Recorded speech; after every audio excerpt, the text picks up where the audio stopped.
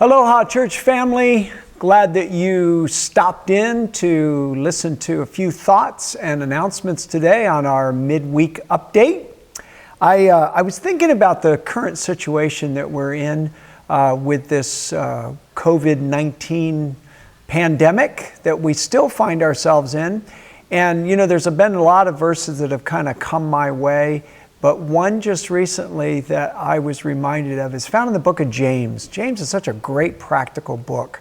But right at the beginning of this letter that James writes, he says something that really, at least for me, catches my attention. And I got a hunch that for the people he was writing to in his day, it caught their attention too. It says this in verse 2 as he opens up. He says, "Dear brothers and sisters, when troubles of any kind come your way, consider it an opportunity for great joy."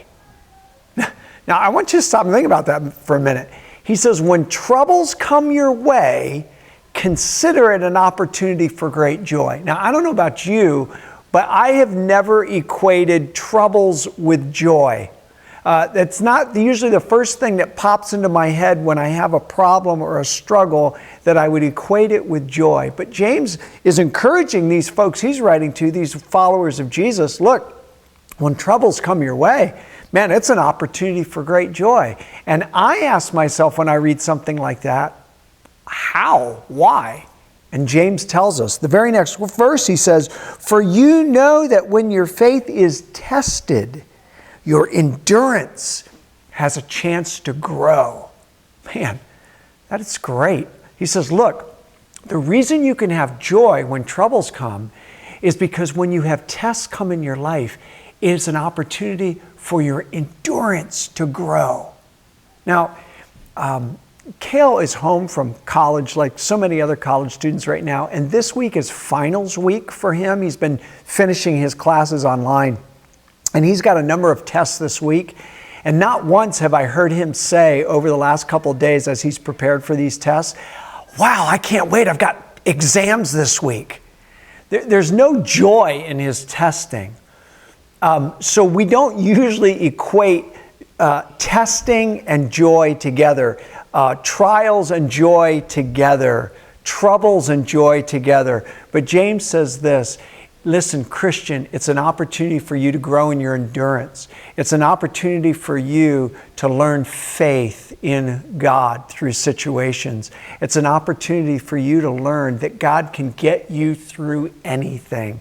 You'll never know that until you have trouble, testing, trial. That's what he's saying here. So folks, we're in the middle of a test right now.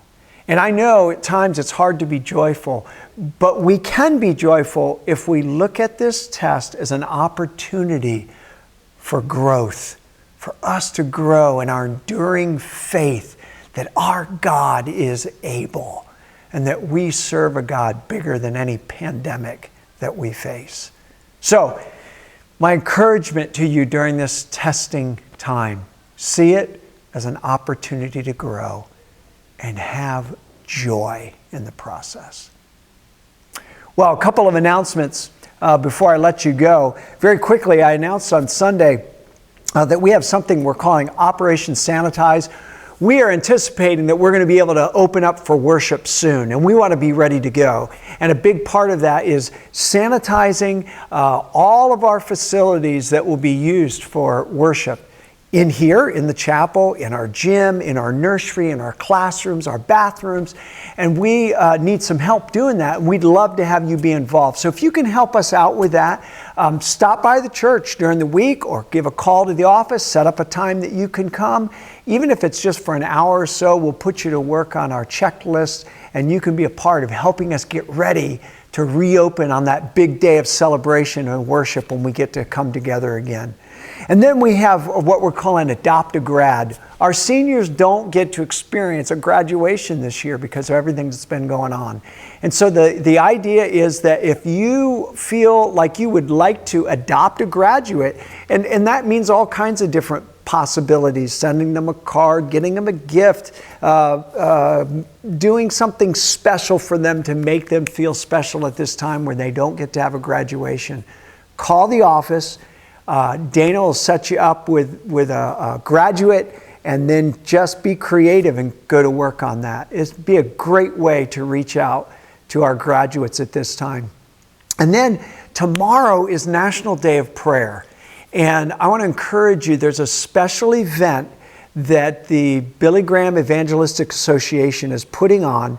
If you go to their website, billygraham.org, from 2 to 4 o'clock tomorrow, they're doing a special prayer time and encouragement and worship time as we pray for our nation and our world during this time. So that's tomorrow, Thursday, from 2 to 4, billygraham.org.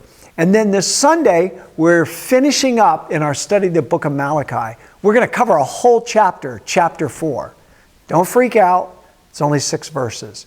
But I want to encourage you, go to Malachi chapter 4 over the next few days. Read over those very important 6 verses, and we'll be ready to close out our study in Malachi this coming Sunday, 10 o'clock.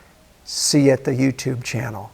Hey, and remember, Romans 12:12, we've been emphasizing that for several weeks now. Rejoice in our confident hope. Be patient in trouble. And keep on praying. God bless you.